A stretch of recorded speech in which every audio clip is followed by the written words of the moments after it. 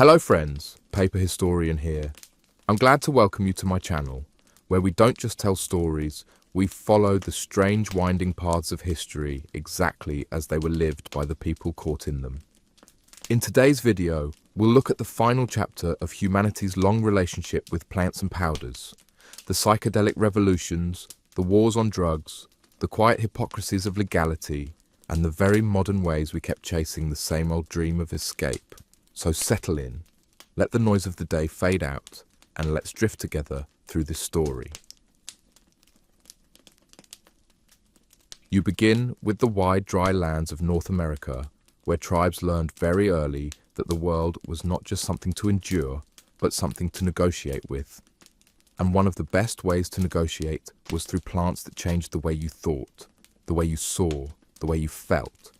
Because when you had no temples of marble and no cathedrals of stone, your only way to reach gods or ancestors was to chew, to smoke, to swallow, to burn. Among the most famous gifts of this land was peyote, a small cactus that looked so harmless you could step on it without noticing, but hidden inside was a chemical trick so potent that shamans called it a doorway, not a plant.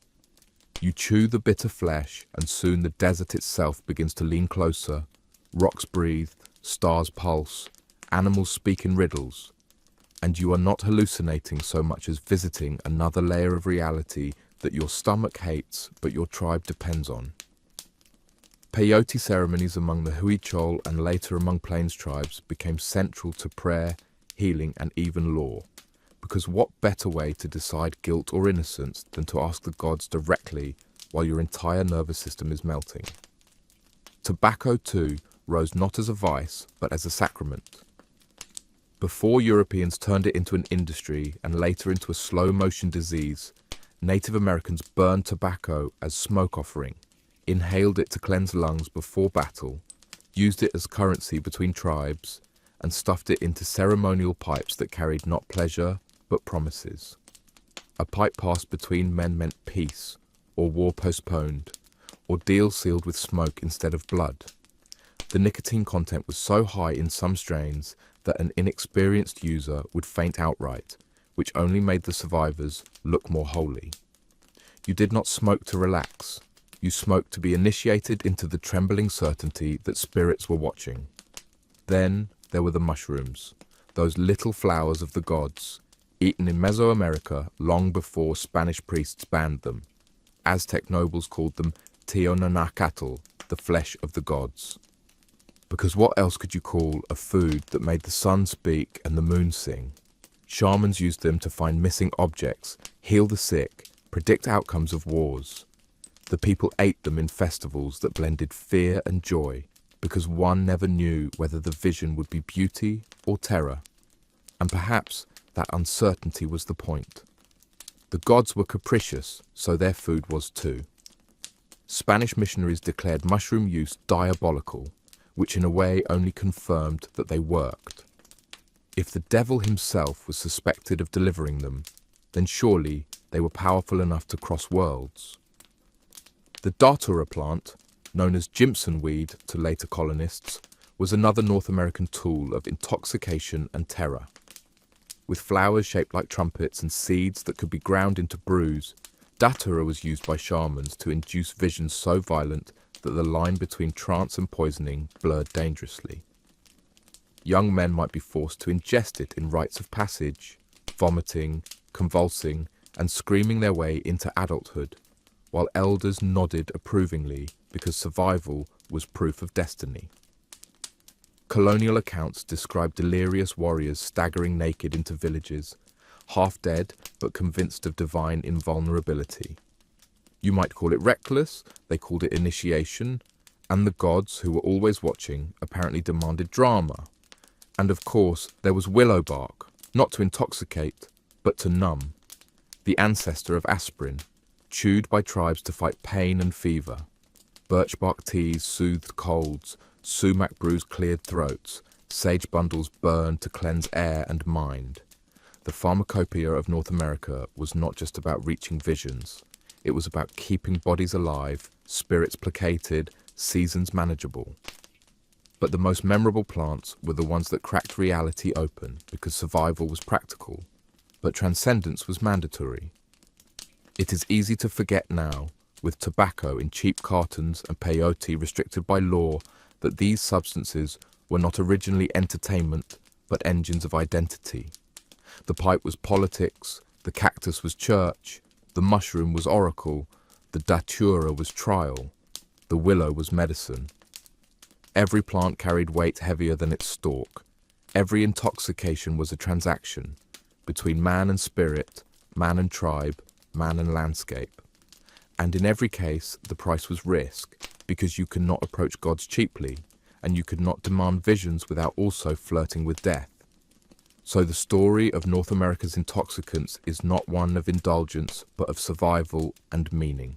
A bitter chew in the desert, a pipe lit at dusk, a mushroom shared under stars. These were not escapes, but engagements. They were ways of saying the world is bigger than hunger and war, and if you must suffer to see that, then suffering is worth it. And perhaps that is why Europeans, when they arrived, so quickly misunderstood, turning tobacco into habit, outlawing peyote, suppressing mushrooms, banning datura, stripping away context and keeping only the chemical.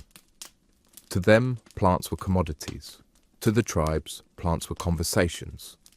And so you leave the deserts and plains of North America with your tongue still bitter, your lungs still smoky, your stomach still turning, but your mind sharpened by the realization that intoxication here was never about pleasure. It was about participation in a universe too large to ignore, too terrifying to face sober. You descend into the green furnace of South America, where the air is so thick it feels like soup, where insects scream louder than birds, and where every leaf looks suspiciously medicinal or poisonous, sometimes both, and you understand very quickly why people here built their religions not from marble, but from vines and roots.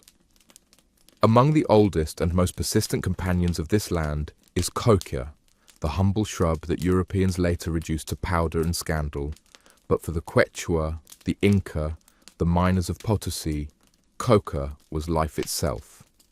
You pluck the leathery green leaves, stuff them into your cheek with a pinch of alkaline ash, and wait. Slowly the bitterness turns into numbness. Your tongue dulls, your fatigue fades, your stomach stops complaining about the altitude that is already trying to kill you. You do not feel intoxicated so much as functional. Coca is not escape. It is survival in thin air, currency in markets, offering to gods, and weapon against hunger. The Spanish, of course, at first banned it as pagan, only to realize their minds collapsed without it, so they changed their minds and distributed coca rations, because even conquistadors knew silver was worth more than theology. But coca was only the beginning. Venture deeper into the Amazon, and the shamans lead you to a vine, twisted, unassuming, called Bansteriopsis chiaap. Alone, it does little, but combine it with leaves of Psychotria viridis, and you get ayahuasca, the brew of souls, the vomit sacrament, the medicine that colonists mocked until Western tourists rediscovered it centuries later and paid handsomely for the privilege of puking into buckets while claiming enlightenment. You drink it and gag, because it tastes like the forest itself liquefied its resentment toward you, bitter, earthy, foul. Then the visions come. Jaguars speaking in riddles, ancestors whispering apologies you don't remember needing, the river turning into a snake, your body dissolving into light. You vomit, you sweat, you cry, and the shaman nods because this is how you heal. Not by feeling better, but by being broken open until you can be reassembled. Ayahuasca is not fun. It is ordeal, diagnosis, therapy, and initiation at once. To drink it is to declare yourself willing to suffer, and the spirits, amused, oblige. High in the Andes grows another cactus, cousin to peyote, called San Pedro. Its spines are long, its flesh is thick, and when you boil it for hours and choke down the resulting slime, you find yourself hurled into visions not of gods far away, but of the immediate sacredness of mountains, rivers, llamas, stones. The Spanish noted with horror that villagers drank it before festivals, danced through the night, claimed to see the future, then shrugged and returned to farming in the morning as if nothing happened.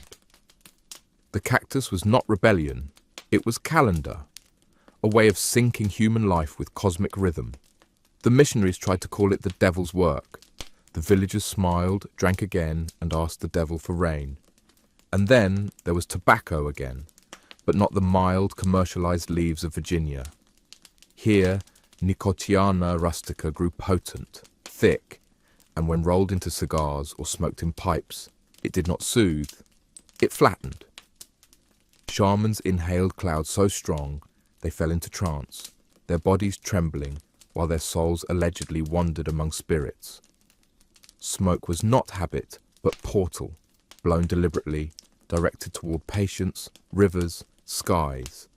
To call it smoking misses the point. It was exhaling prayer, shaping clouds into messages the gods could not ignore.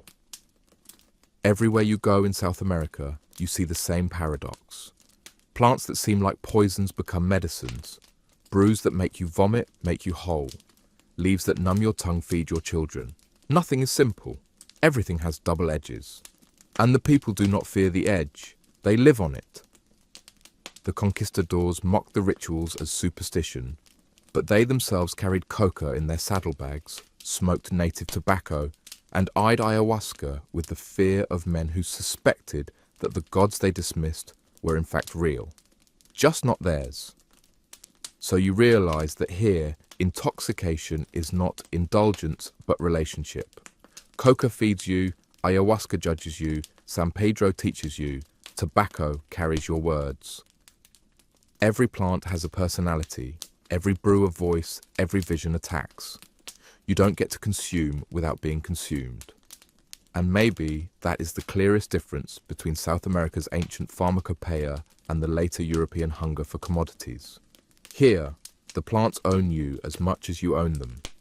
You leave behind the jungles and highlands of the New World and step into a different light entirely, the light of Egypt, where the sun does not hide in forests or struggle with clouds but burns openly, mercilessly, bleaching stone, gilding sand, and convincing entire civilizations that gods must live in its center. Here, intoxication is less about escaping nature's cruelty and more about staging it, dressing it in ceremonies, pouring it into cups, distilling it into incense, and declaring that even the gods need a little haze now and then. You sit at a banquet of the new kingdom and notice quickly that the Egyptians never bothered with subtlety. Beer and wine flowed in jars as tall as children. Musicians sang until their voices cracked, and servants carried garlands of lotus. Not because the flowers were beautiful, though they were, but because the petals, brewed or chewed, could stir your senses in ways polite society pretended not to notice. The blue lotus, Nymphea caerulea, looked innocent enough, floating serenely in temple ponds, blooming at sunrise, closing at dusk, a perfect symbol of rebirth that priests loved to carve into stone. But behind its symbolic purity was a more human function. Those petals contained a porphyrin alkaloids, mild sedatives, euphoric triggers, something between a relaxant and a love potion. Steeped in wine, the lotus did not just perfume your drink, it turned it into an invitation, a little chemical push toward joy, laughter, lust.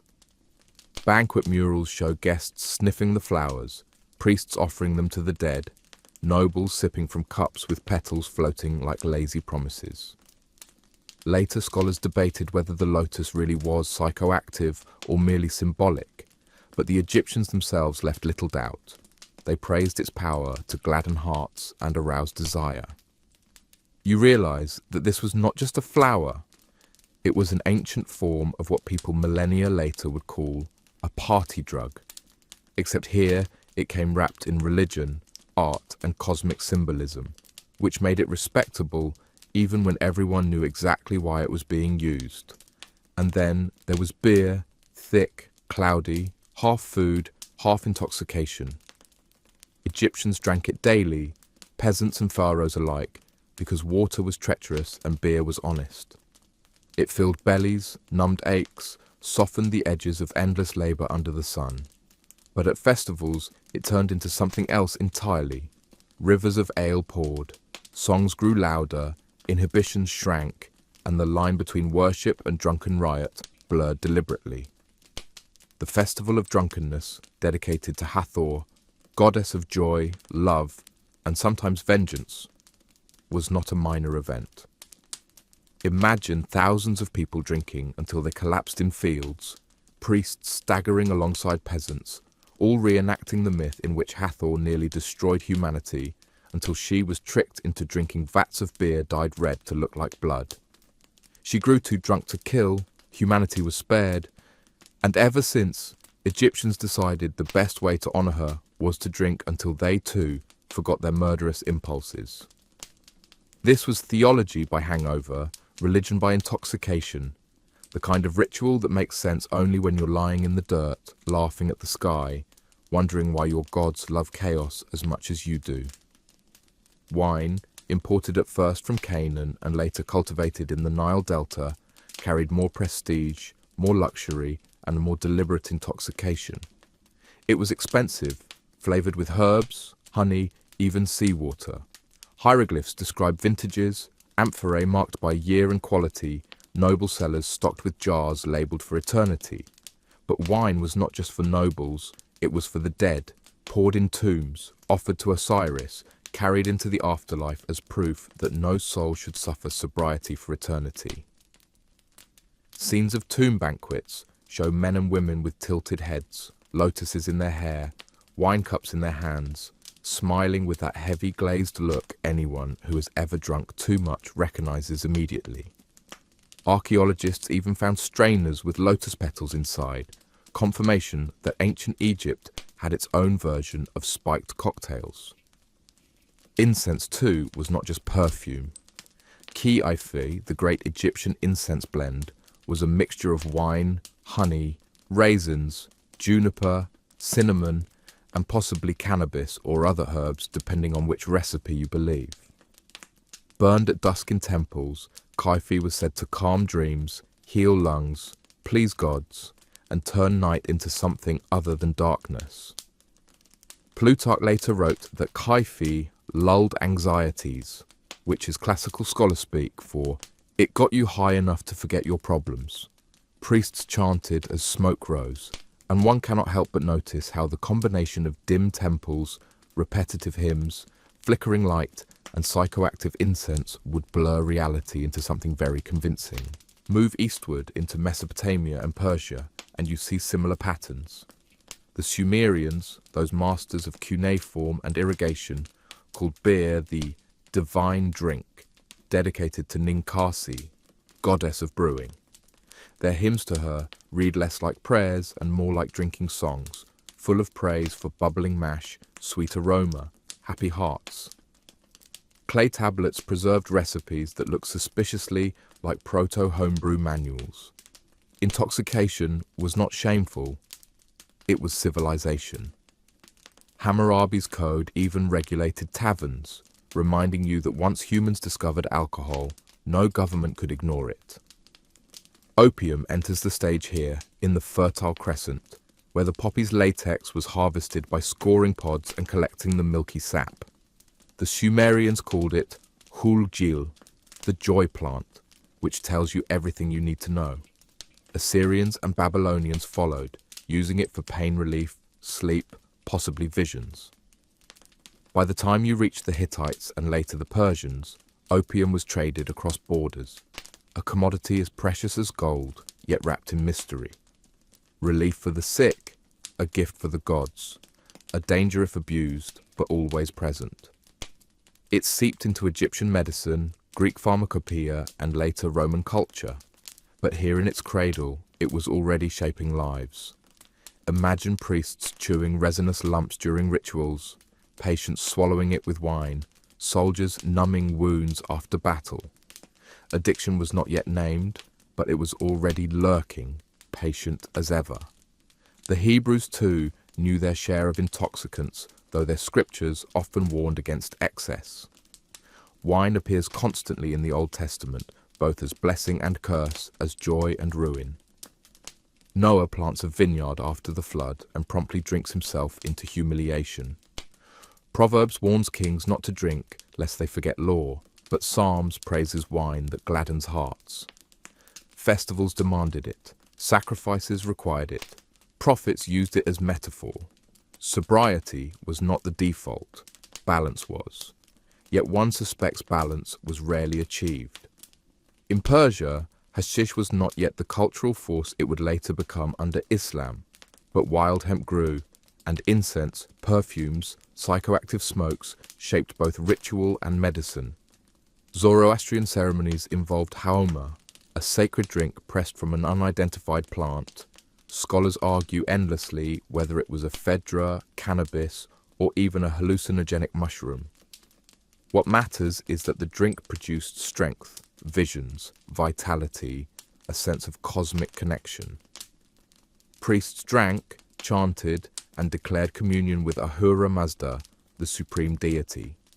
For Persians, intoxication was proof of divine favor, a physical confirmation that spirit and body could be aligned through plants.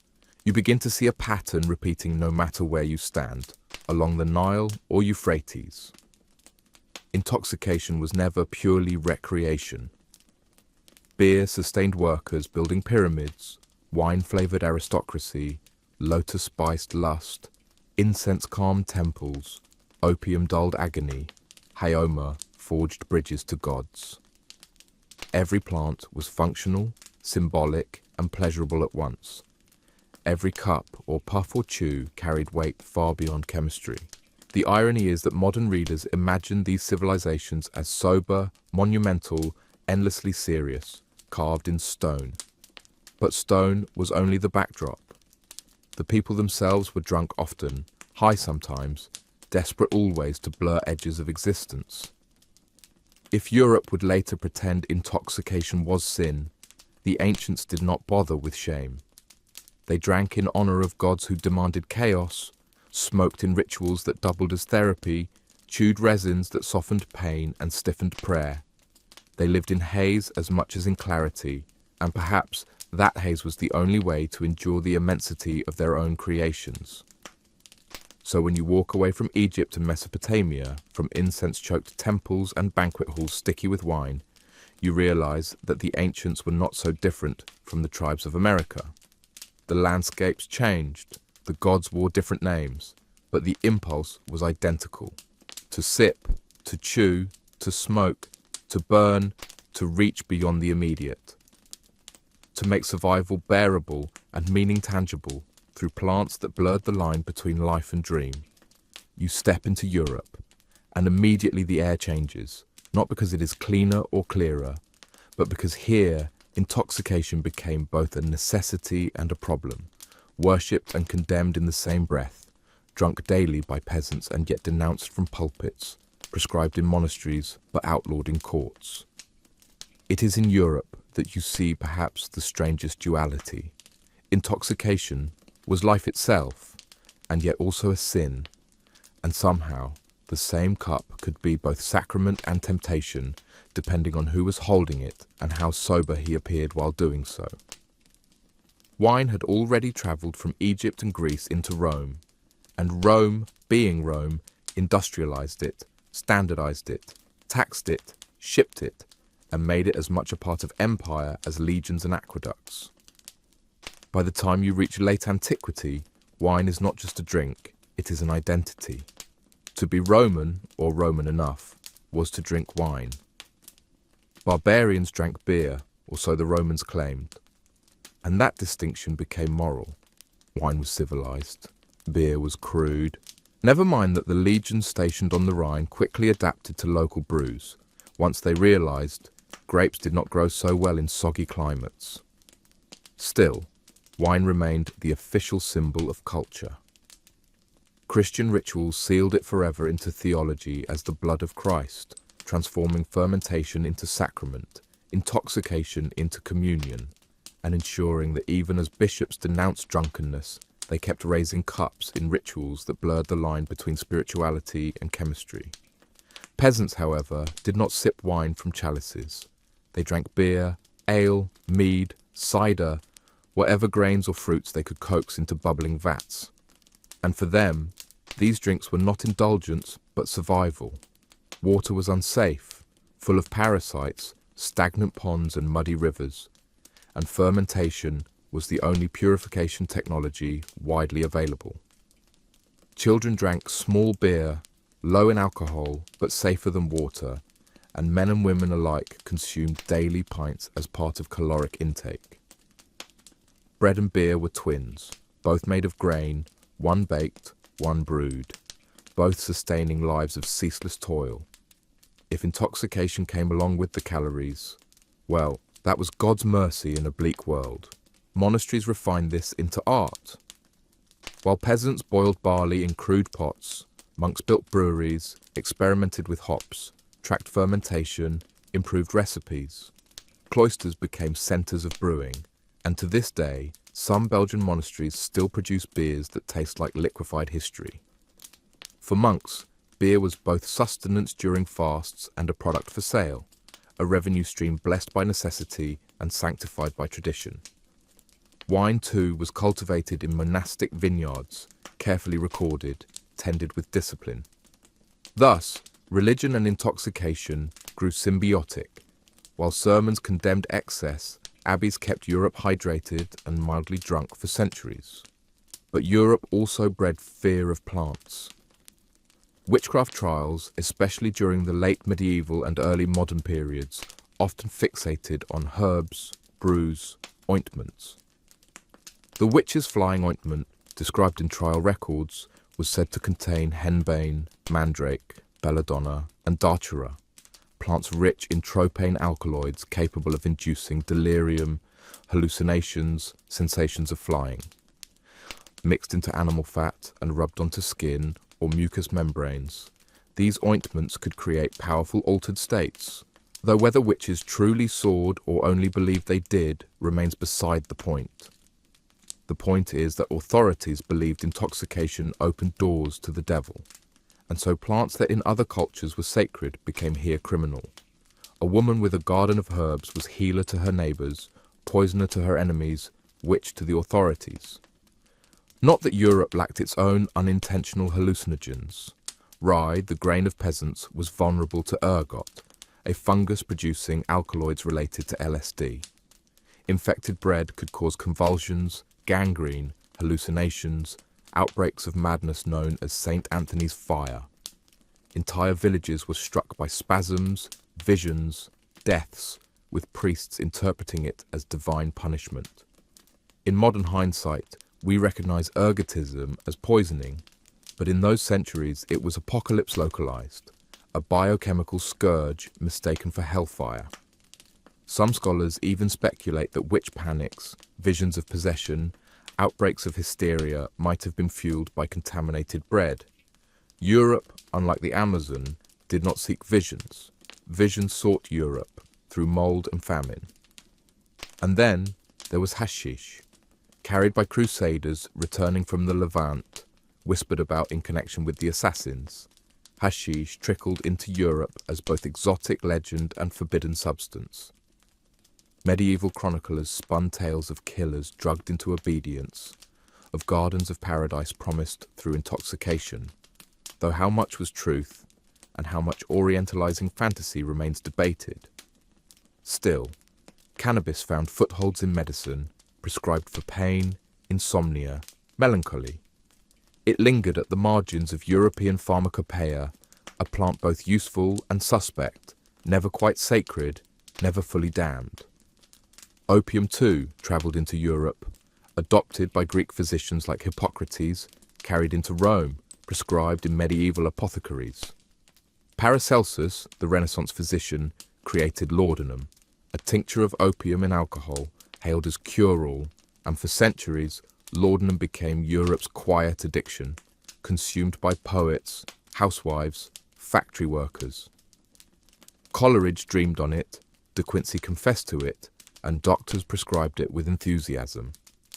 Yet even before industrialization, Europe had long been familiar with poppy's power. In the Middle Ages, it was brewed into syrups, pressed into poultices, whispered into prayers for sleep. It dulled hunger, softened grief, numbed existence. Meanwhile, alcohol never left the centre stage. By the Renaissance, taverns thrived in every city, alehouses overflowed, wine shops clustered around cathedrals, brandy and gin emerged, stronger, cheaper, more devastating. Governments taxed, regulated, outlawed, relented, profited, scolded, repeated the cycle endlessly. In paintings of Bruegel, you see peasants drunk in fields, dancing, fighting, collapsing.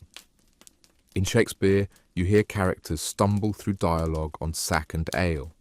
In diaries of nobles, you read of banquets drowning in wine, while preachers thunder against excess. Europe, in short, was permanently tipsy. What stands out when you compare it to the Americas or Egypt is the hypocrisy. In North America, peyote was divine. In Egypt, lotus was sacred. In South America, ayahuasca was ordeal. In Europe, beer was daily bread. Wine was blood of Christ. Yet intoxication was constantly suspect, moralized, condemned. Plants were not allowed to be doors to gods. They were either tools of survival or traps of the devil. The witch with her mandrake was burned. The monk with his vineyard was sanctified. Same chemistry, opposite verdicts. And yet, Europe innovated too. Distillation, refined in the Middle Ages, concentrated alcohol into brandy, aquavitae, literally water of life. Monks justified it as medicine. Physicians prescribed it liberally. Peasants embraced it as warmth in winter. Distilled spirits spread like wildfire, and with them new forms of drunkenness, sharper, harsher, more destructive than beer or wine. By the time gin swept through England in the 18th century, creating the infamous gin lane of Hogarth's Prince, Europe had reached the pinnacle of its love-hate affair with intoxication. Addicted, ashamed, dependent, terrified. So when you leave Europe, you carry an impression not of sacred visions or cosmic rituals, but of contradictions. Intoxication was everywhere, but never allowed to be neutral. It was divine and damned, holy and profane, survival and sin. The same plants that healed were evidence of witchcraft. The same cup that nourished was grounds for condemnation. Europe never reconciled with intoxication. It legislated it, sermonized it, painted it, drank it anyway. And maybe that is why, when Europeans sailed to the Americas and Asia, they carried both curiosity and fear. They saw other cultures intoxicate openly, and they called it superstition. They introduced their own alcohol, and they called it civilization. They exported hypocrisy as much as barrels.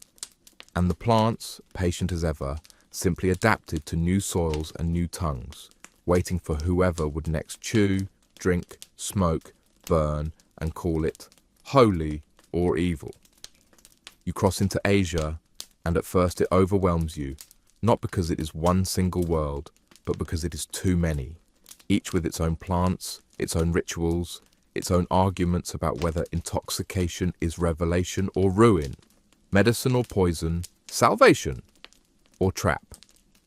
In India, you discover quickly that cannabis was not some outlaw plant whispered about in alleys, but a companion of gods, ground into bhang, stirred into milk, sweetened with sugar, sipped during festivals in honor of Shiva, who himself was said to wander high on its fumes, dancing, creating, destroying. Bhang was legal, communal, festive, a drink shared by peasants and princes alike, and no one needed sermons to remind them that intoxication here was both worship and fun. Yet this was not indulgence without limits. Hindu texts warned against losing oneself, but they also praised the way cannabis could calm anger, open the heart, sharpen devotion. Try explaining that to later British colonial officers who thought they had discovered moral chaos in a cup of green milkshake, when in fact they had stumbled into a tradition older than their empire.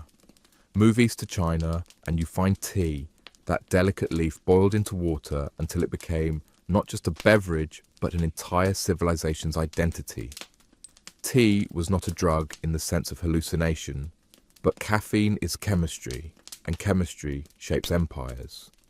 Tea was focus, discipline, wakefulness, the gentle intoxication of clarity rather than haze. Monks drank it to meditate without falling asleep, scholars to write without drifting, bureaucrats to endure endless examinations. By the Tang dynasty, tea had become not just a drink, but an art, with elaborate ceremonies, poetry, rituals that transformed a boiled leaf into philosophy. And yet, side by side with tea, there was alcohol. Rice wines brewed for millennia, consumed at banquets, rituals, funerals, celebrations. Confucian ethics frowned on excess but permitted moderate intoxication as social glue. Drunken poets like Li Bai turned wine into verse, staggering through moonlit gardens, turning stupor into art. China did not choose between sobriety and intoxication. It cultivated both, disciplined by ritual, softened by poetry. But China also met opium, first as medicine, a resin prescribed for pain, cough, insomnia, carried along silk roads from poppy fields of Persia. For centuries, it was just one of many remedies, useful but not central. Then trade, greed, and empire turned it into a plague. Long before the Opium Wars, Chinese physicians recognized both its power and its danger. They knew it dulled, soothed, but also enslaved. They warned against overuse even as merchants sold it with enthusiasm. By the 18th century, pipes smouldered in tea houses, men and women alike reclining in smoky haze. And the empire realized too late that intoxication was no longer choice but chain. And yet, irony remains. While Western accounts describe China as collapsing into opium stupor, many ordinary people used it sparingly, functionally, like coca in the Andes, medicine for laborers, escape for the weary, indulgence for the rich. It was not just destruction, it was adaptation, until foreign powers forced it into catastrophe. Travel north into Siberia, and you meet shamans beating drums under frozen skies, drinking brews of fly agaric mushrooms, Amanita muscaria, those red and white spotted toadstools, later turned into fairy tale decoration, but here consumed for visions, ecstasy, communication with spirits. The shamans did not eat them raw. They learned to dry them, to brew them, even to feed them to reindeer and then drink the animal's urine, because the reindeer filtered the toxins, leaving only the psychoactive muscimol. If that sounds absurd, remember that entire cosmologies depended on these rituals. The shamans shook, convulsed, entered trance, described journeys to other worlds. Their communities accepted it, expected it, relied on it. Intoxication here was survival, a way of negotiating with nature that otherwise offered only cold and hunger. Without visions, there was no guidance, and without guidance, no hope. Head south again, and you find yourself in Central Asia, where nomads carried fermented mare's milk, kumis, frothy, sour, slightly alcoholic, more nutritious than intoxicating, but still enough to blur edges during festivals. To pastoralists, kumis was daily sustenance, not a vice. Marco Polo wrote of it with a mix of fascination and disgust, but for Mongols it was the taste of life, the rhythm of camps, the blood of their horses transformed into human fuel. Again, intoxication was not indulgence. It was embedded in ecology, in diet, in survival. In India beyond Bhang, there were also datura, henbane, other nightshades used in Ayurveda with caution, administered in tiny doses for anesthesia, ritual, or punishment. Tantric traditions sometimes employed them in esoteric rites, pushing boundaries of consciousness. Meanwhile, opium too travelled into India, cultivated, consumed, integrated into local pharmacopoeia long before colonial powers turned it into global commodity. Villagers chewed poppy seeds, drank infusions, recognized both its blessings and curses. Buddhism complicated the picture. In theory, monks were to avoid intoxicants entirely, one of the 5 precepts. In practice, monks drank tea, chewed betel nut, occasionally took medicines laced with alcohol or opium. Betel nut itself, Areca catechu, was ubiquitous across South and Southeast Asia. Wrapped in betel leaf with lime paste, chewed until the mouth turned red, it stimulated, excited, bound people socially like coffee later would in Europe. To chew betel was to belong. To spit red juice was to announce presence. Outsiders found it grotesque. Locals found it indispensable. It was both stimulant and symbol, medicine and habit. Move into Southeast Asia and you see opium again, traded, smoked, woven into economies. You see kava in the Pacific Islands, a pepperroot ground and mixed with water, producing calm, relaxation, mild euphoria, central to ceremonies, diplomacy, community. Though not Asia proper, Oceania's kava rituals reflect the same pattern. Intoxication as glue, as ritual, as negotiation between humans and gods. And in all these places you see the same irony. Europeans later called these plants dangerous, primitive, addictive, while importing them, cultivating them, taxing them. Tea became empire, opium became weapon, betel became curiosity. But for the people who lived with them daily, they were not exotic.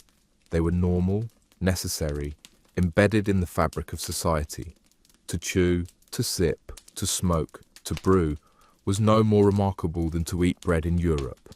Only outsiders saw intoxication. Insiders saw life. So Asia reminds you that intoxication does not always mean escape. Sometimes it means focus, like tea. Sometimes it means devotion, like pang. Sometimes it means trance, like mushrooms in Siberia. Sometimes it means ruin, like opium dens. But always it means relationship between humans and plants, bodies and spirits, survival and meaning. You travel further still, past the wide continents, past the deserts and steppe. And eventually you reach what the old maps used to draw as nothing but blue voids and stray dots, the Pacific Ocean, where distances are measured not in miles, but in the patience of waves and the stubbornness of canoes. Out here, intoxication looks different, not because the chemistry is any less potent, but because the cultures floating on those endless horizons did not have the luxury of separating survival from ritual. Plants were not exotic here. They were kin, essential companions on islands where soil was stingy, space was limited, and the ocean was a wall and a door at the same time. The plant you encounter first, and most insistently, is kaiva. Piper methisticum, a cousin of the pepper plant, its roots thick and gnarled, dug up, ground, mixed with cold water, and drunk not for frenzy or visions but for calm, for steadiness, for that subtle loosening of muscle and mind that turns a tense gathering into a council and a council into something approaching consensus.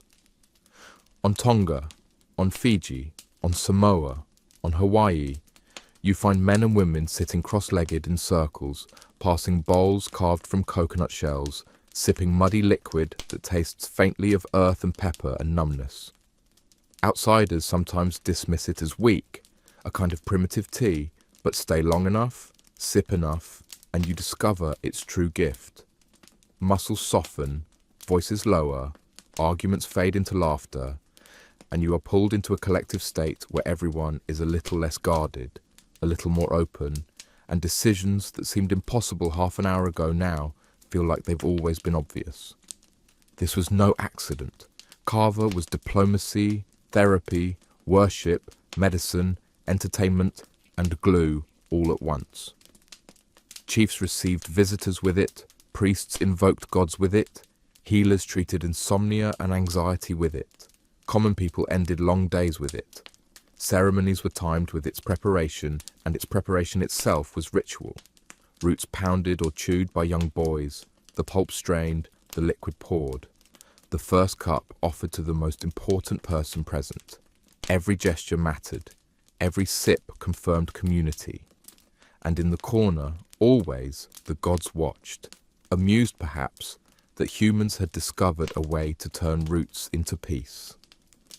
Compare this to Europe, where intoxication often tipped into violence, or to Mesoamerica, where it meant communion with terrifying deities. Here, in the islands, kava was moderation institutionalized. Not a rush, not a hallucination, but a softening, a binding.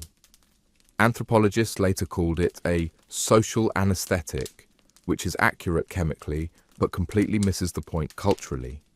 It wasn't about numbing individuals, it was about weaving them into one another until they could think as a group.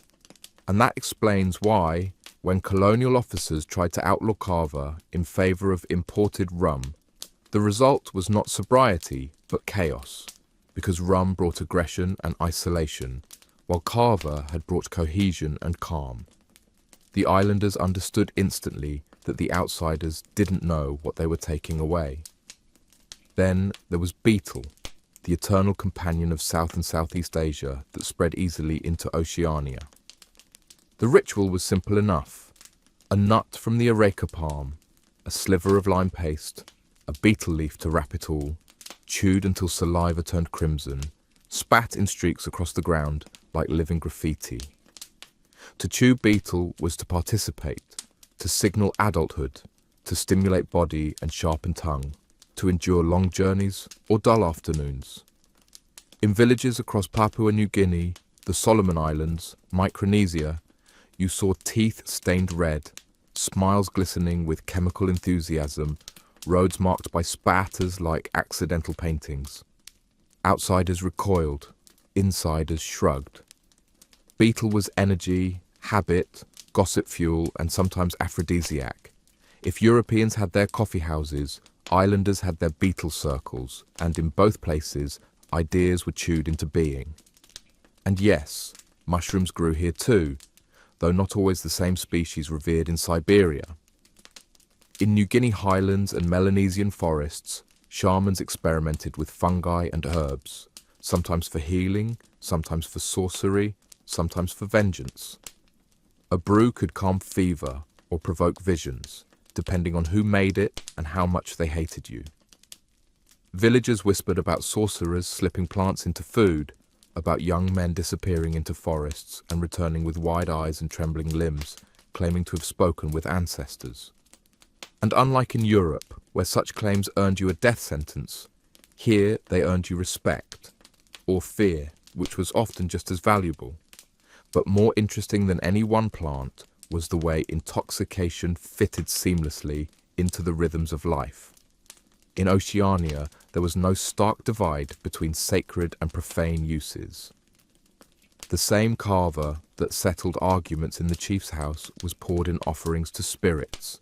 The same betel that kept farmers awake under the sun was chewed during marriage negotiations. Plants were multi-purpose, and so too was intoxication. No one argued about whether it was holy or sinful. It was simply part of existing in fragile, sea-bound worlds where cooperation meant survival. And always, beneath the rituals, there was the ocean, vast, patient, swallowing mistakes and carrying stories. Islanders used plants not only for intoxication, but for navigation.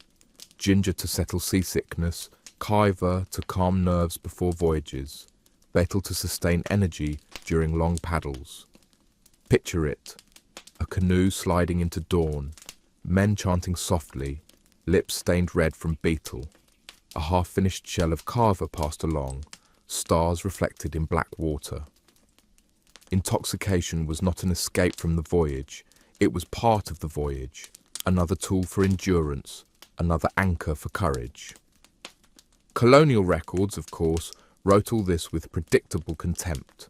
Missionaries denounced kava as pagan weakness, betel as filthy habit, mushroom rituals as devilish superstition. They banned, restricted, replaced with rum, gin, imported vices far more destructive. And yet, centuries later, kava survives, betel thrives, and the rituals remain, stubborn as coral reefs.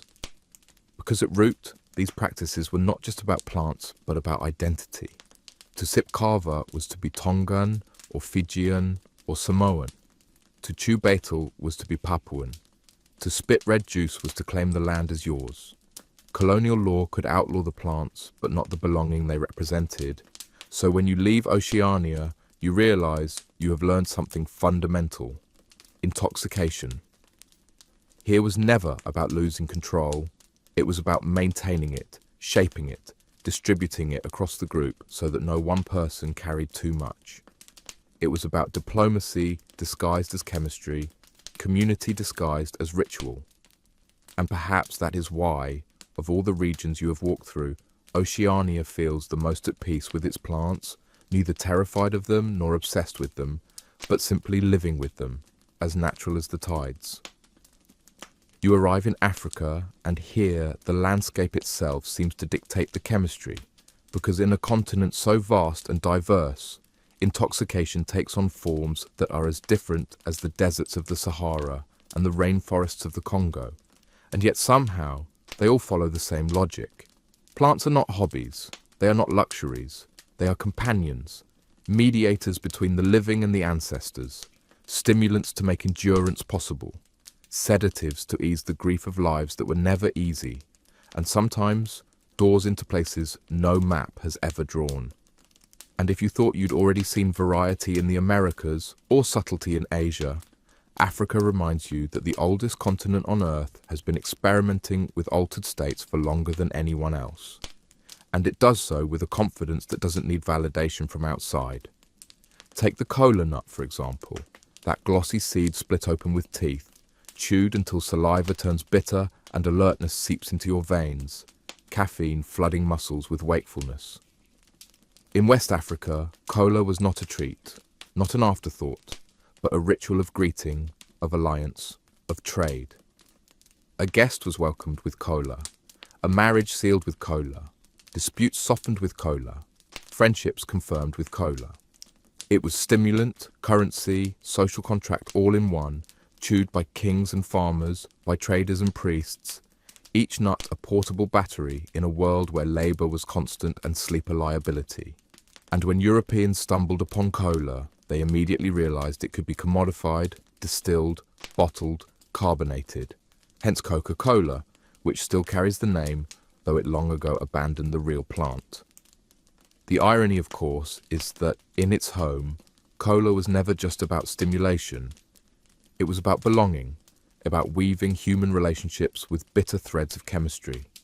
Travel south, deeper into forests, where the canopy blots out the sky, and you encounter iboga, Tabananthe ibogu, whose roots are scraped, chewed and swallowed to induce visions so intense they break and remake a person. Among the Bwiti religion of Gabon and Cameroon, iboga is sacrament, initiation, therapy, revelation. The initiate eats the bitter root, his body convulses, his stomach empties, his mind dissolves into kaleidoscopic journey. He meets ancestors, spirits, demons, and returns days later, claiming rebirth. For the Bwiti, this is not recreation. It is the central ritual of life, a pharmacological pilgrimage as essential as baptism or marriage in other faiths. The West, predictably, later discovered ibogaine as potential cure for addiction, trying to strip it of its context, its songs, its drums, its community, as if the root alone carried the meaning, forgetting that chemistry without ritual is like a skeleton without flesh. But to the people who used it, iboga was never just alkaloid. It was memory, identity, survival, disguised as hallucination. In the Horn of Africa, under scorching suns and dry winds, you find cat, the leaves plucked fresh from shrubs, chewed for hours until the jaw aches and the brain sharpens with stimulant alkaloids. Traders, soldiers, farmers, students all sit in shaded circles, chewing, spitting, talking, their conversations stretched and elongated by the leaves that refuse to release quickly. Cat was focus and distraction at once, making long journeys bearable, long afternoons tolerable, long wars survivable. Colonial authorities tried to outlaw it, but it proved too resilient, too embedded, too profitable. To outsiders, it looked like laziness, jaws moving slowly, eyes glazed, bodies slouched. To insiders, it was productivity, patience, the only way to outwait the merciless clock of the sun. And then there is Bangi, African cannabis, long before Europeans rediscovered it through colonial trade routes. In Central and East Africa, cannabis was smoked in pipes, rolled in leaves, sometimes mixed with other herbs, used for relaxation, ritual, healing, or simply passing time between grueling tasks. Warriors smoked before battle, healers smoked before diagnosis, communities smoked to ease tensions. It was not stigmatized the way it later would be under colonial law. It was simply another tool in the plant arsenal of survival. Move west again, and you find palm wine, sap tapped from trees, fermenting within hours into sweet, frothy alcohol, consumed in villages as daily refreshment, offered to ancestors in rituals, poured in libations to gods. Palm wine spoiled quickly, so it was always local, always fresh, linking consumption to geography, making intoxication an immediate relationship with the land itself. You could not bottle it for export, you could not hoard it. You had to drink it where it was made, with the people who made it. Outsiders laughed at its instability. Insiders saw its truth. Life itself is perishable. Drink while it foams. But more than the individual plants, Africa shows you how intoxication and spirituality were never separate. The same kola nut, chewed for alertness, was also offered to ancestors. The same iboga root that induced visions was also medicine for hunting fatigue. The same palm wine that eased thirst was also blood of ritual. Here, there was no schizophrenia between sacred and profane, no division between medicine and poison. Plants were polyvalent, judged by dose, by context, by ritual. Colonial encounters, of course, complicated everything. Missionaries denounced intoxication as primitive. Colonial authorities taxed it, banned it, exploited it, tried to replace it with European alcohol. They mocked iboga ceremonies, outlawed cannabis, frowned at khat, regulated palm wine. Yet, ironically, they also relied on local stimulants themselves. Traders chewing cola on long treks, soldiers sipping palm wine, settlers cultivating cannabis in their gardens. The hypocrisy was universal. But Africans noticed, and they understood what was really being stolen was not the plants, but the meanings.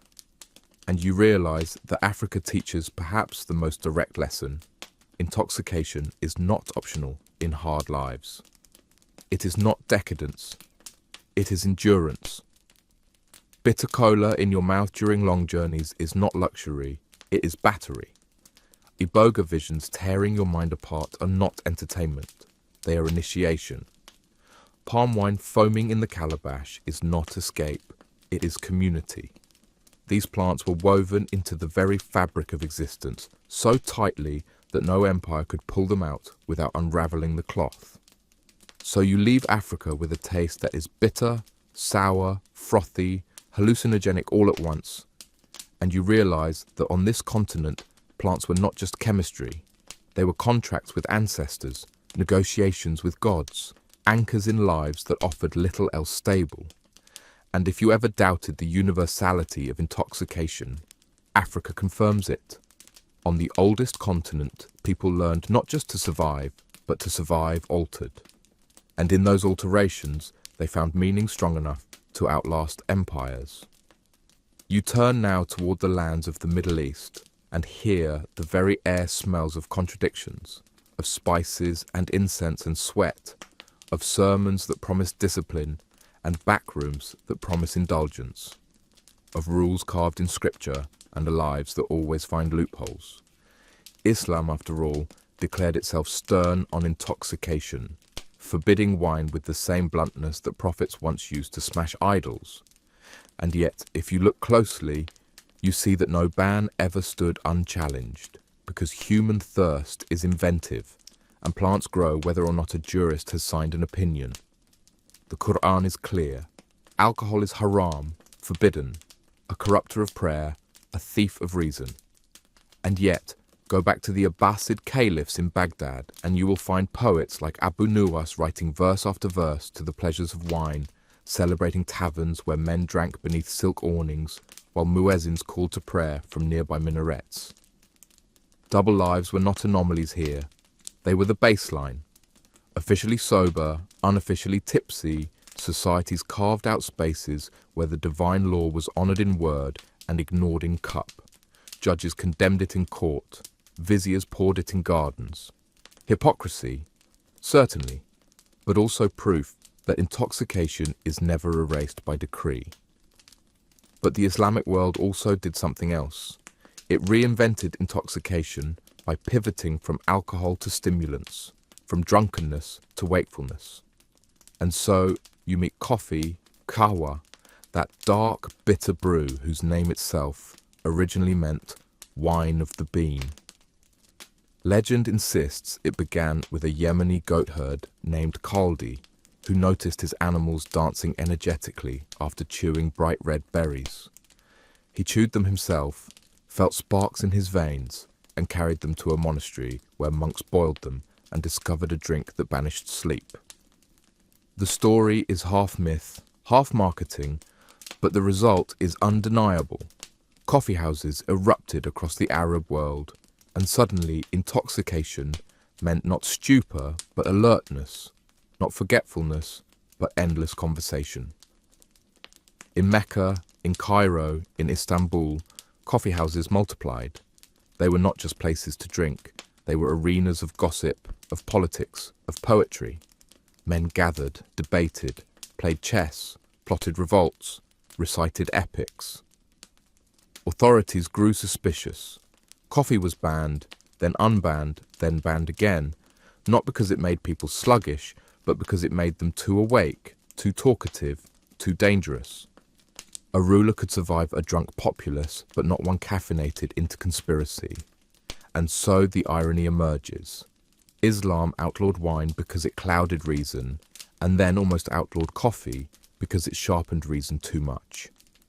You could not win, and yet coffee endured. It became the lifeblood of trade, the pride of Yemen, the obsession of the Ottomans. Sufi mystics embraced it, using it in long night vigils, chanting God's names while fueled by cup after cup. For them, caffeine was not vice but ladder, a way to climb toward ecstasy without stumbling into sleep. They spun, they sang, they prayed, their bodies trembling not just with devotion but with stimulants. Outsiders called it madness, they called it nearness to God. And one cannot deny the poetry of it. While Europeans still dulled themselves with ale, Arabs had invented the global stimulant economy. But coffee was not alone. Alongside it came hashish, cannabis resin pressed, smoked, eaten, spread from Egypt to Persia to Syria. Banned by scholars, loved by commoners, hashish became the intoxicant of choice for those too poor for wine, too tired for fasting, too angry for patience. Medieval chronicles complain of labourers lounging in gardens, giggling, forgetting their burdens. Preachers thundered against it, rulers cut down hemp fields, and yet it persisted, because nothing answered despair like cheap laughter. There is, of course, the legend of the assassins, the Nizari Ismaili sect said to have consumed hashish before missions, their name allegedly derived from the drug.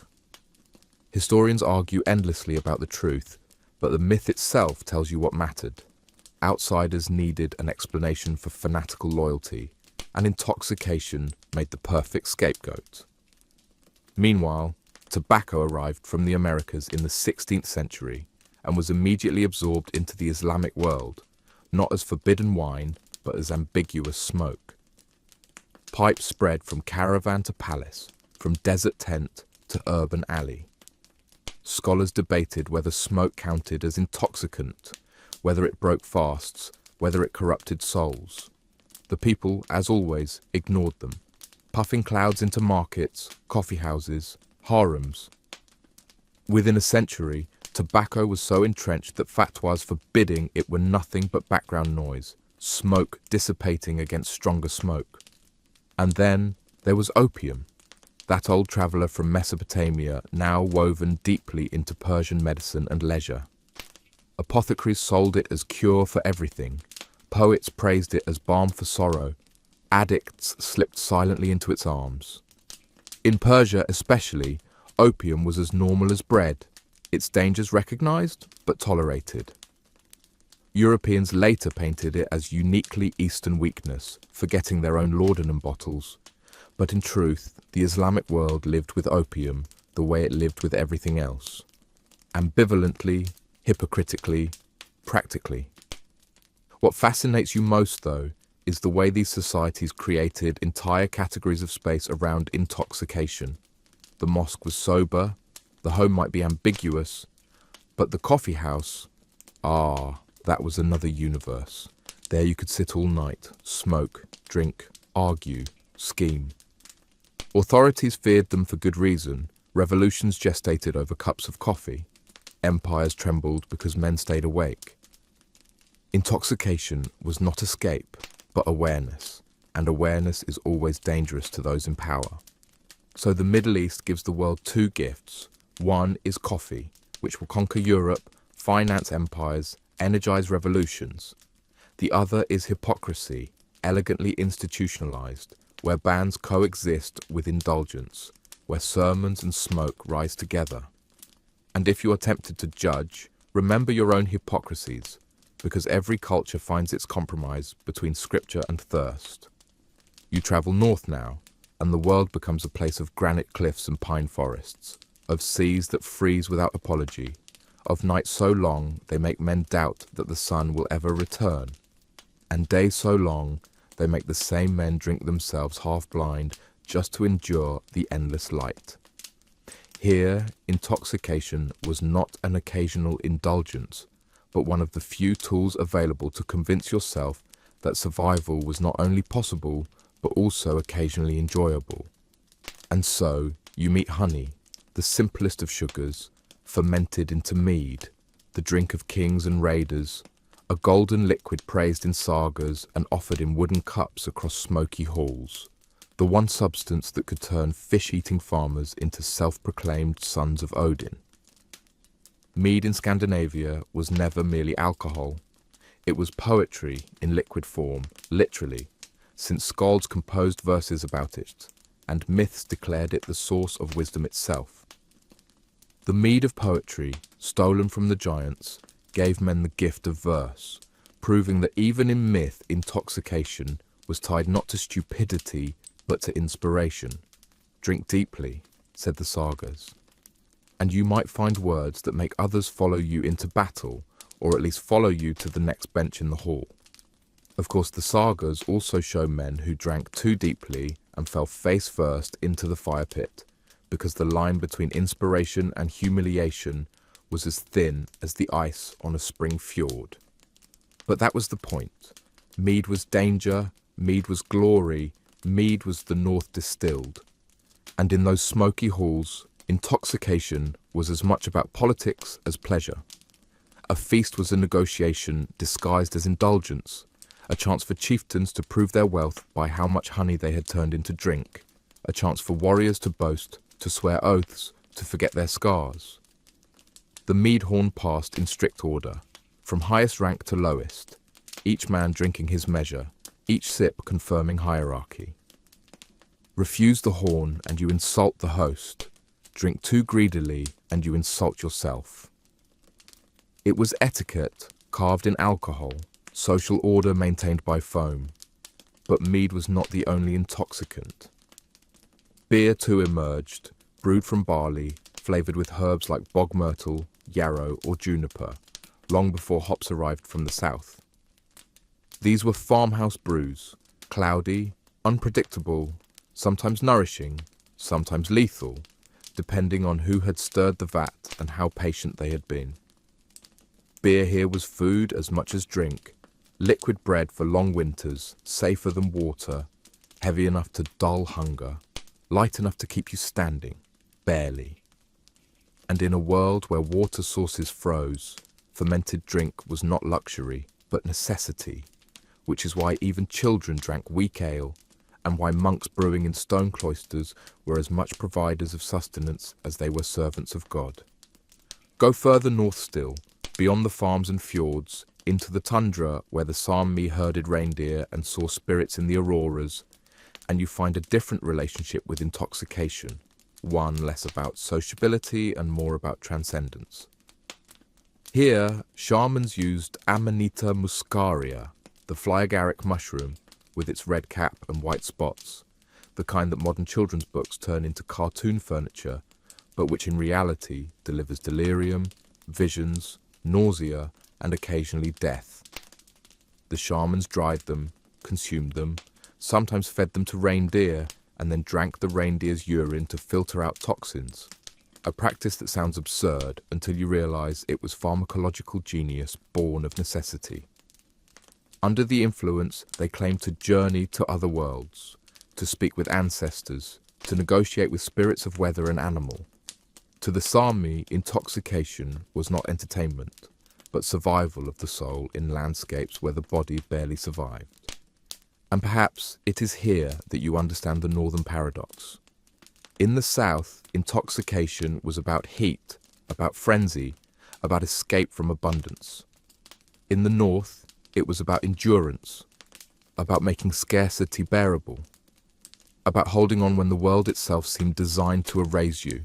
Mead warmed frozen bones, beer softened endless winters, mushrooms bridged endless nights. Without them, perhaps the sagas would never have been sung, the raids never launched, the shamans never believed. When Christianity came north, it brought its usual condemnations, but also its usual hypocrisies. Priests preached against drunkenness while brewing their own ales, bishops scolded about excess while collecting honey for their own mead. Monasteries became brewing centres, producing beer for both monks and laypeople, sanctifying intoxication with Latin prayers.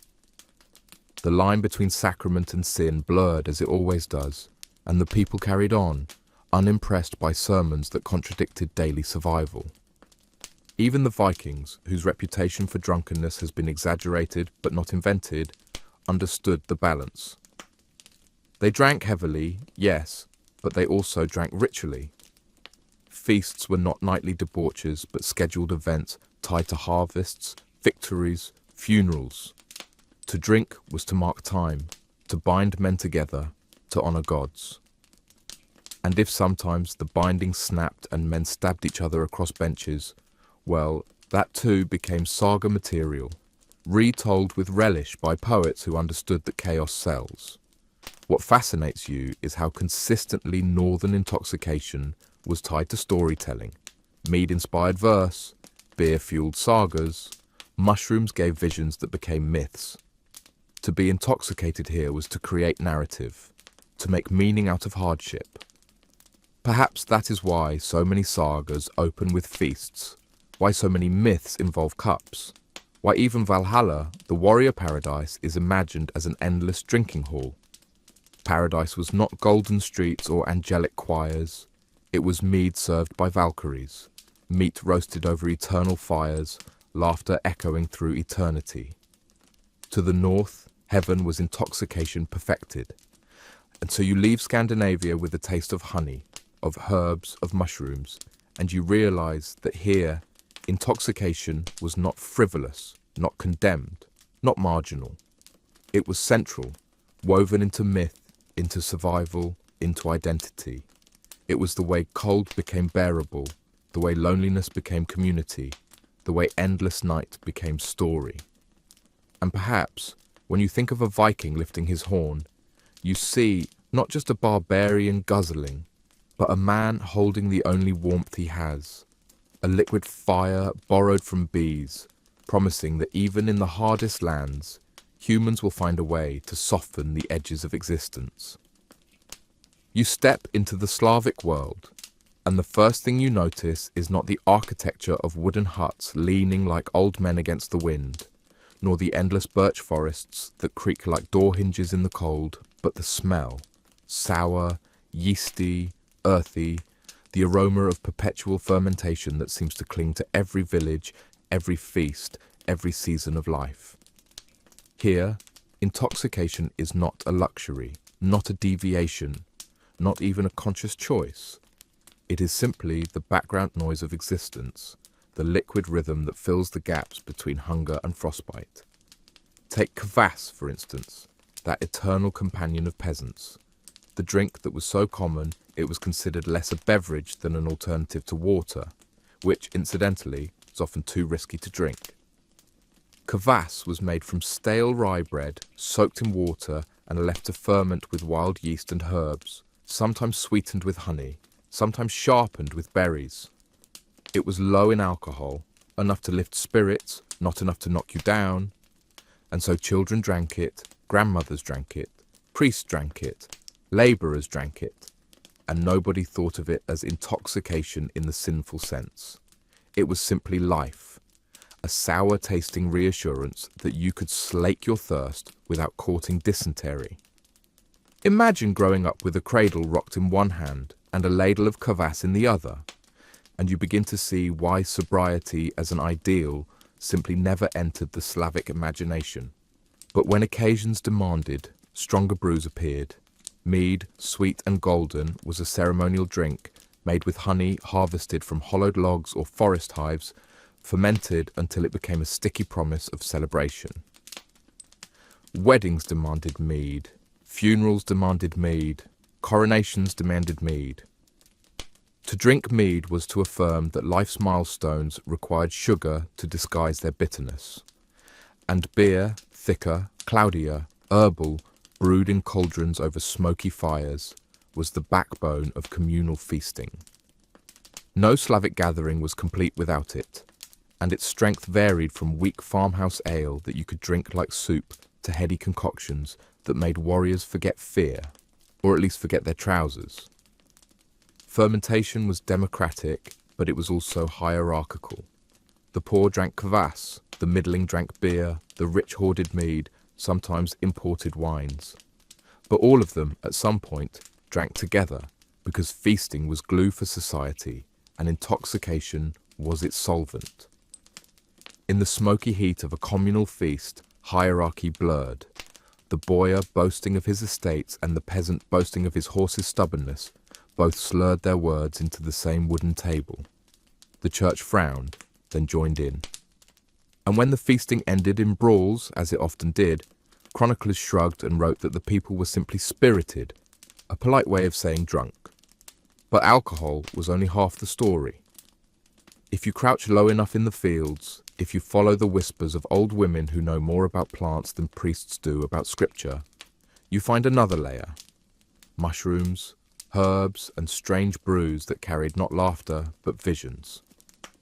The Slavic forests were full of Amanita muscaria, the red-capped fly agaric that shamans in the north also cherished. Folk healers dried them, ground them, mixed them with milk or kvass, and administered them for ailments of body or soul. Did they know about the toxins? Of course, but knowledge here was always practical. Too much kills, just enough makes you see things you shouldn't, and somewhere in between lies medicine. Other herbs joined the arsenal. Henbane, datura, belladonna, mandrake, all poisonous, all intoxicating, all feared and revered in equal measure. Women accused of witchcraft were often the ones who knew these plants best, who brewed ointments that supposedly let them fly to nocturnal Sabbaths, though in reality what the ointments did was trigger hallucinations, convulsions, or erotic dreams. Vivid enough to convince both user and accuser that a pact with the devil had indeed been signed.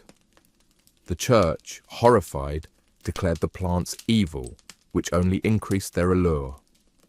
Priests wrote sermons about the dangers of witches' brews while quietly using the same herbs in tiny doses in monastery gardens to make sleeping draughts or painkillers. The hypocrisy fermented just as readily as kvass. Rituals absorbed intoxication as naturally as lungs absorb smoke. Consider Ivan Kupala Night, the midsummer festival of fire and water. Young men and women leapt over bonfires, bathed naked in rivers, searched for the mythical fern flower said to bloom only once a year. All of this was done under the influence of homemade brews, which loosened tongues, unfastened laces, and made the night less about fertility rites and more about practical fertility. Folk songs from the period are not subtle. They speak openly of laughter, of coupling in fields, of waking up in the dew with more than a headache. Here, intoxication was not only tolerated, but encouraged, a necessary suspension of rigid order in favour of nature's chaos. Meanwhile, everyday life remained tethered to drink. Soldiers marched with beer, monks brewed it in cloisters, peasants drank it for breakfast. Chroniclers repeatedly complain of drunken villages, of lazy labourers, of wasted harvests. Yet the same chronicles list endless saints' days when drinking was required. To abstain was suspicious, even unpatriotic. Sobriety hinted at foreignness, at heresy, at being outside the community. To drink was to belong, and that was the end of the argument. The economy itself leaned on intoxication. Honey was currency. Hops became valuable trade goods. Vodka, arriving later, would reshape everything. But even before its rise, fermentation paid for armies, monasteries, and princely courts. Taxation of alcohol filled coffers, and rulers encouraged production while publicly condemning overindulgence. Again, the familiar doublethink. Intoxication as sin when peasants did it. Intoxication as revenue when princes did it. And if you want an image of Slavic intoxication, imagine a winter night, snow piling outside a log house, inside a table laden with bread, pork, pickles, steaming pots of cabbage soup, and beside them jugs of beer and mead. The fire roars, songs rise, cheeks flush, and outside wolves howl, ignored. Life is short, death is cold, but tonight there is warmth in cups, and that is all that matters. And perhaps the most enduring irony, when outsiders later described Slavic peoples as perpetually drunk, they were not entirely wrong, but they also missed the point. To the people themselves, intoxication was not escape, not weakness, not shame. It was continuity, ritual, necessity. Without it, the forests were too dark, the winters too long, the work too crushing. With it, life had rhythm, meaning, community. And so, kvass continued to sour, beer to froth, mead to glow, and mushrooms to whisper, long after chroniclers put down their pens, long after inquisitors lit their fires. Because in the end, the Slavic world was never sober. Not because it couldn't be, but because it chose not to be. You step now into the age when plants, once sacred companions of ritual and myth, are no longer satisfied with being whispers in forest clearings or secrets kept in clay pots. They have become the engines of empires, the currencies of conquest, the excuses for war, and the very foundation of what polite society calls civilization. But what you, if you squint long enough, might more accurately label addiction on a continental scale.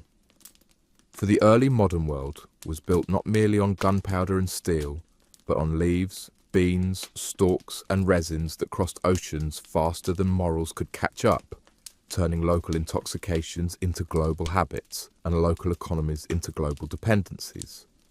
Take tobacco, for instance, that deceptively simple leaf that the people of the Americas had been smoking, chewing, and snuffing for centuries before Europeans stumbled onto it, and, in their usual style, declared it theirs by divine right. The Spanish and Portuguese carried it across the Atlantic like it was treasure, which in fact it was, because soon the leaf that once marked rituals of healing and communion with spirits became a commercial juggernaut, its smoke curling not from shamanic pipes, but from the mouths of European aristocrats, soldiers, and eventually everyone with a coin to spare. What was once sacred breath became public haze, and by the 17th century, entire colonies existed just to feed this habit. Virginia and the Caribbean islands turned into fields of green addiction. Tobacco was more than smoke. It was currency. Farmers paid debts with it, governments taxed it, merchants bribed officials with it, armies marched on it. And wherever it spread, so did arguments. Was it medicine or poison, divine gift or devil's trap? King James I of England declared it a stinking weed and published a pamphlet against it, only to later tax it into profitability. The Ottoman sultans tried to ban it, and so did the Pope. And yet men still lit their pipes in defiance, proving that once a plant gets into human veins, it no longer needs priests' approval. Tobacco became not just a commodity, but a symbol of defiance, of fashion, of modernity, and of course, of slow-motion suffocation disguised as pleasure. But if tobacco paid for Europe's debts, sugar sweetened its hypocrisies. Once a rare luxury in medieval banquets, sugar exploded into ubiquity as soon as Europeans discovered they could grow it cheaply on Caribbean islands with the help of enslaved Africans. The triangular trade was born: guns and trinkets shipped to Africa, slaves shipped to the New World, sugar shipped back to Europe, where it dissolved not only into tea and coffee, but also into the bloodstream of an entire continent. Sugar was not just sweetness, it was slavery crystallized, the taste of other people's pain disguised as indulgence. Kitchens in London and Paris filled with cakes and pastries, while cane fields in Jamaica filled with corpses. Every cube in your coffee cup carried the weight of chains, and every tooth that rotted in Europe rotted because men in Africa were chained and shipped like cargo. The irony is unbearable, but the irony is also the point. And where sugar went, coffee and tea followed, because bitterness always requires balance. Coffee had already transformed the Islamic world, but when it arrived in Europe in the 17th century, it became something else entirely: the fuel of enlightenment. Coffee houses in London, Paris, and Vienna were nicknamed penny universities, because for the price of a cup, you could sit all day, gossiping, reading pamphlets, arguing politics, plotting revolutions. The sober energy of coffee turned tavern brawlers into pamphleteers, drunks into debaters, peasants into proto-philosophers. Monarchs feared coffee houses not because of the caffeine, but because of the ideas it stirred. And yet they drank the stuff themselves, because no ruler has ever willingly surrendered alertness. And when coffee outgrew Yemen's monopoly, Europeans stole seedlings, smuggled them to Java, Brazil, the Caribbean, turning tropical landscapes into plantations, where slaves harvested not just beans, but the very illusions of liberty that Europeans would later toast in revolutions. Tea, meanwhile, slipped quietly out of China, carried first by Portuguese and Dutch traders, then swallowed whole by the British East India Company, which discovered that boiled leaves could finance an empire. Tea was more than drink. It was ritual, discipline, empire in a cup. It civilized afternoons, soothed stomachs, and gave colonizers a reason to claim land. Wars were fought over it. Taxes on it sparked revolutions, like in Boston, where angry colonists hurled crates of leaves into the harbor, declaring freedom, while still sweetening their defiance with slave-grown sugar. Later, when Britain grew impatient with China's refusal to buy anything but silver in exchange for tea, they turned to opium, proving once again that when polite trade fails, narcotics will suffice. Opium. That ancient latex, once the healer's ally, now the conqueror's tool. Grown in Indian fields under British supervision, shipped to China in staggering quantities, it hollowed out cities, created addicts by the millions, and funded imperial coffers. The Opium Wars were not wars over trade, as textbooks politely phrase it. They were wars over the right to drug another nation into submission. Wars where morality was the casualty and profit the victor. Chinese officials begged for mercy, burned chests of opium, outlawed its import. Britain responded with gunboats, blasting open ports in the name of free trade, which in practice meant free addiction. And thus opium became the weapon by which the East was shackled, its smoke curling not from the pipes of mystics, but from the lips of men too broken to resist. Spices, too, played their part. Nutmeg, cloves, cinnamon, once considered sacred, now fought over by companies like the Dutch East India Company, which exterminated entire island populations to secure monopolies. These were not wars of nations, but wars of corporations armed with cannons, men killing not for king or creed, but for shareholders, proving that capitalism has always been more lethal than ideology. Intoxication here was not just in cups and pipes, but in ledgers and stock markets, where numbers themselves became a drug more powerful than any plant. By the 18th century, Europe was hooked, not just on substances, but on the very idea of substances, on the belief that life required stimulants, sweeteners, relaxants, anesthetics. Morning demanded coffee, afternoon demanded tea, evening demanded tobacco, dessert demanded sugar, sorrow demanded opium. The day itself became a ritual of ingestion, each hour marked by a plant that had travelled across oceans, each plant tied to a system of exploitation so vast it makes pyramids look like dollhouses. The Enlightenment may have birthed reason, but it was reason lubricated by caffeine and glucose, reason exhaled in tobacco smoke, reason collapsing into opium dreams when reality grew too harsh. And through it all ran the same pattern you have seen in every age: prohibition and indulgence dancing hand in hand. Preachers thundered against tobacco even as they puffed in private. Doctors warned against sugar while prescribing it for ailments. Moralists denounced opium while dosing themselves with laudanum. Governments banned substances when convenient, taxed them when profitable, weaponized them when necessary. Intoxication was never merely a plant in a field. It was a mirror reflecting the hypocrisies of entire civilizations. So you leave this age of sales and stock markets with the bitter taste of coffee, the sweet rot of sugar, the acrid smoke of tobacco, the dreamy haze of opium. You realize that plants did not merely accompany empire, they were empire. And if you want to understand why the modern world looks as it does, jittery, overweight, addicted, conflicted, you need only trace the roots of these plants. Roots that spread from sacred groves to colonial plantations, from ritual bowls to porcelain cups, from whispered prayers to shouted stock prices.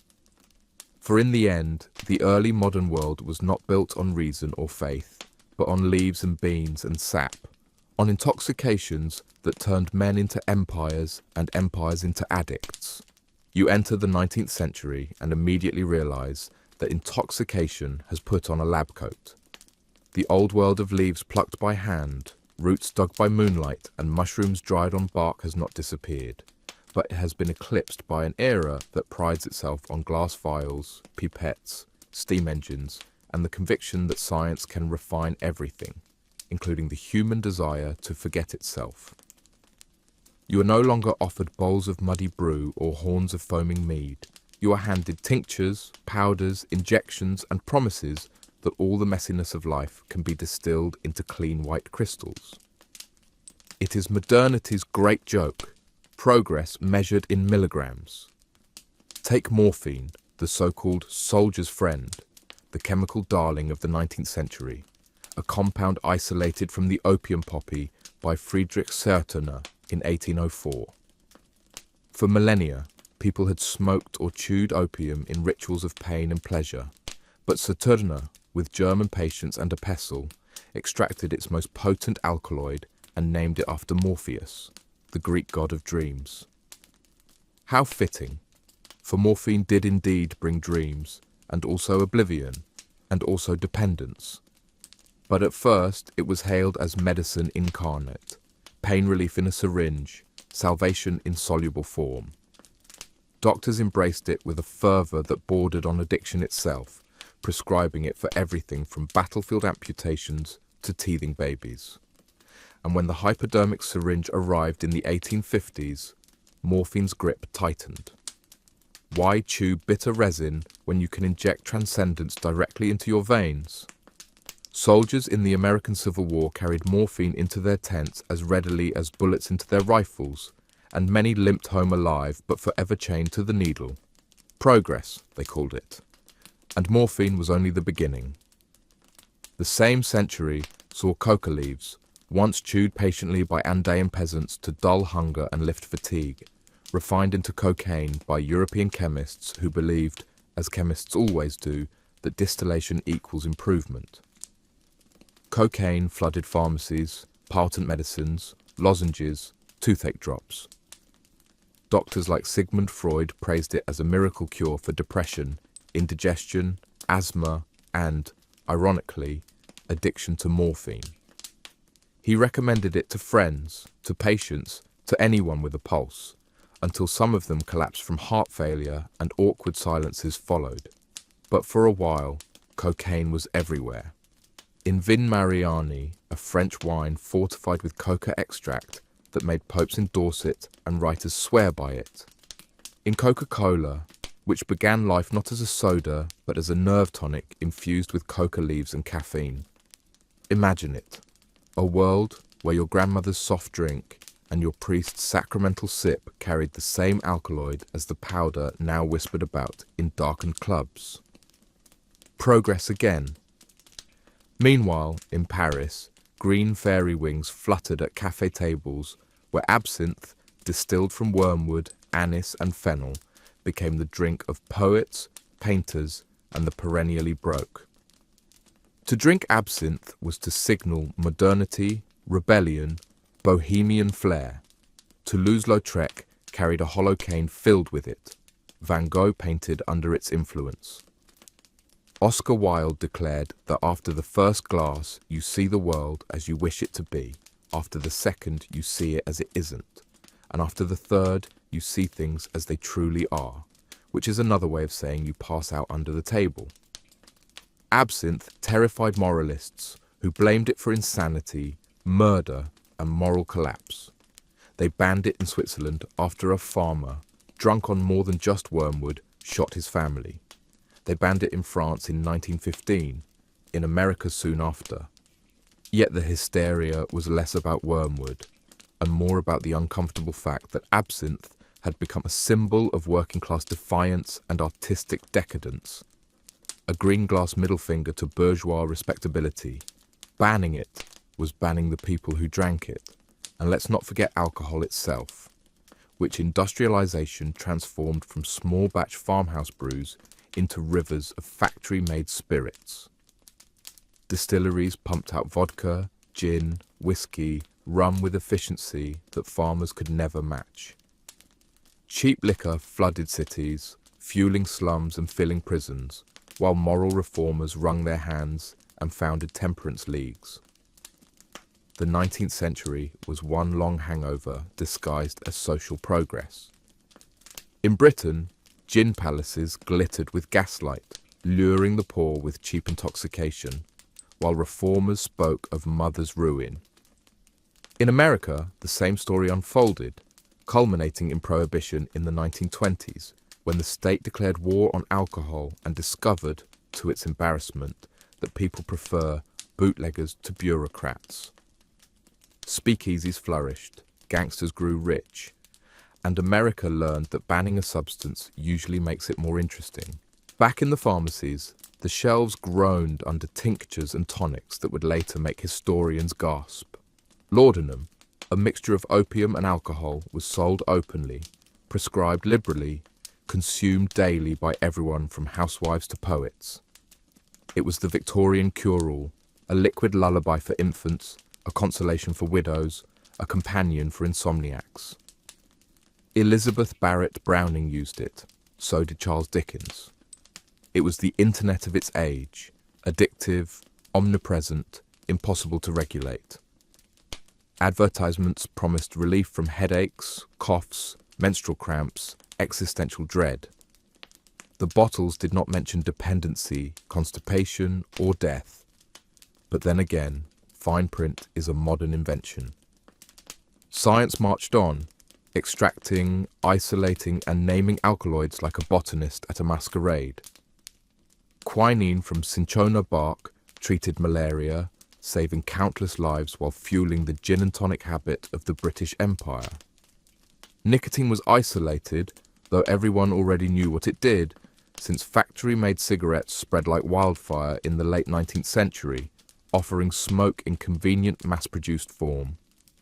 Factories rolled them by the millions, soldiers carried them into trenches, and by World War I, cigarettes were practically a form of rations. Tobacco, once sacred, had become as industrial as steel and just as lethal. By the dawn of the 20th century, the line between pharmacy and vice blurred to invisibility. Cocaine appeared in cough syrups. Heroin, yes, heroin, was marketed by Bayer in 1898 as a non-addictive substitute for morphine. The irony writes itself. Housewives dosed themselves with opium drops. Businessmen snorted cocaine before meetings. Artists drank absinthe. Soldiers injected morphine. Priests sipped coca wine. The world was a pharmacy without warning labels, a carnival of intoxication, where the only rule was that progress justified everything. And progress demanded speed, efficiency, productivity, qualities that stimulants provided in abundance, at least until hearts gave out and bodies collapsed. Yet through all this, the same human pattern repeated, condemnation and indulgence entwined. Newspapers screamed about the dangers of cocaine while running advertisements for coca tonics. Doctors warned about morphine while injecting it into patients. Governments outlawed absinthe while taxing wine. Addiction was everyone's fault and no one's responsibility. Plants had been tamed, refined, crystallized, but the human relationship to them remained as messy, contradictory, and dependent as ever. So you leave the 19th century dizzy from fumes, your veins prickled by needles, your lips stained green, your pockets filled with cigarette butts and potent medicine labels. You enter the 20th, knowing that modernity has not freed humanity from intoxication. It has only industrialized it, commodified it, wrapped it in shiny labels and scientific jargon. The gods of old forests may have fallen silent, but their replacements wear white coats and promise relief for a fee. And if you wonder why history feels like a fever dream in this period, it is because entire societies were, quite literally, drugged. You step into the second half of the 20th century and realize, almost immediately, that the world has grown tired of the greyness it inherited from the wars and has decided to paint itself in neon. The bombs have stopped falling, at least for now. The factories keep churning, the suburbs keep sprouting, but underneath all that order there is a restless itch, a suspicion that life, in its sanitized, fluorescent-lit form, has become intolerably boring. And so humanity does what it has always done when confronted with the unbearable weight of reality. It goes shopping in the apothecary of the earth. Only this time, the shelves are filled not just with ancient plants and old distillates, but with molecules birthed in laboratories, crystalline daydreams cooked up by chemists who were sometimes geniuses, sometimes lunatics, and often both.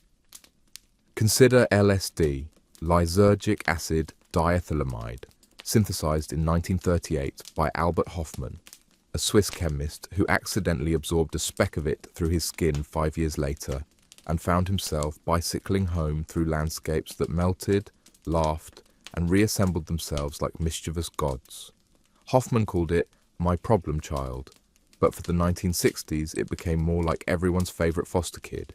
LSD promised not oblivion, but revelation, visions, synesthesia, ego death, a peek behind the curtain of existence.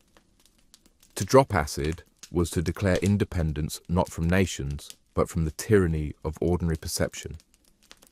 Suddenly, college students, poets, musicians, and more than a few housewives were seeing sound, tasting colours, conversing with cosmic jellyfish that may or may not have been their curtains. And while the hippies sang about peace and love, governments panicked. For LSD didn't just intoxicate, it destabilized. It made soldiers question orders, made citizens question wars, made children question their parents' mortgages. Authorities called it dangerous not only because it could cause bad trips, but because it could cause inconvenient awakenings. So they banned it, they raided labs, they declared it a threat to civilization. And still the blotter paper kept circulating, decorated with cartoons, saints and rocket ships, small squares of rebellion that could fold an entire generation's worldview into a few fractal hours. Marijuana, meanwhile, staged a comeback. Once dismissed as the lazy cousin of cocaine and morphine, cannabis in the post-war world became the soundtrack of jazz clubs, beat poetry readings, anti-war marches. For decades, it had been demonized in America with lurid propaganda, reefer madness, Mexican stereotypes, warnings of insanity and violence. But by the 1960s, the script flipped. To light a joint was to protest Vietnam, to resist consumer culture, to thumb your nose at the establishment. Musicians praised it, painters smoked it, students passed it around in dorm rooms. The plant once sacred to shamans had become a sacred excuse to skip class and invent new guitar riffs. And while the police arrested kids in parks, entire countercultures blossomed in the haze, convinced that getting high was not just recreation, but revolution. Then came the synthetics. Amphetamines, barbiturates, tranquilizers, pills in colors so bright they looked like candy. Housewives in the 1950s popped Mother's Little Helper to survive housework and existential dread. Soldiers in Vietnam swallowed uppers to march through jungles without sleep, then downers to collapse in hammocks without dreams. The pharmaceutical industry became the new shaman, prescribing chemicals for every mood, every symptom, every vague discomfort. Depression? Here's a pill. Anxiety? Here's another. Too awake? Swallow this. Too sleepy? Swallow that. The medicine cabinet became a miniature pantheon, its deities marketed on television, smiling, waving, promising salvation, with side effects whispered too fast to notice. But if the laboratories supplied the highs, the streets supplied the wars. By the 1970s and 80s, cocaine returned not as a tonic in soda bottles, but as white powder on mirrored tables, the luxury drug of bankers, brokers, and disco dancers. In South America, cartels rose like shadow governments, smuggling mountains of the stuff north, bribing police, toppling stability. And then, crack cocaine hit America's inner cities, cheap, brutal, addictive, fueling crime waves and moral panics.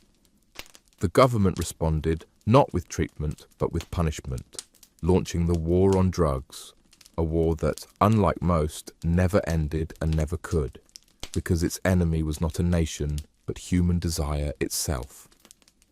The irony is crushing. While presidents declared drugs the scourge of society, their own children experimented.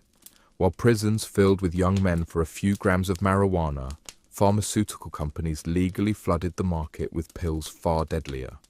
The war on drugs was never about sobriety. It was about control, about which highs were sanctioned and taxed, and which highs were criminalized and weaponized against the poor. Meanwhile, psychedelics lingered underground. LSD, mescaline, psilocybin mushrooms, ayahuasca, they didn't vanish so much as retreat to basements, communes, Amazonian retreats. Scientists, briefly allowed to study them in the 1950s, found that they could ease depression, treat alcoholism, open new doors in psychotherapy. Then funding was cut, reputations ruined, and research locked away for decades. Only in the 21st century would the door crack open again, with cautious studies suggesting what shamans had known for millennia, that some visions heal. But in the 20th century, visions frightened governments more than they comforted patients. And through it all, alcohol and tobacco remained the most legal, the most deadly, the most boringly accepted of intoxicants. Bars glowed with neon, factories rolled cigarettes by the billion, admins sold Marlboros with cowboys and Budweiser with frogs.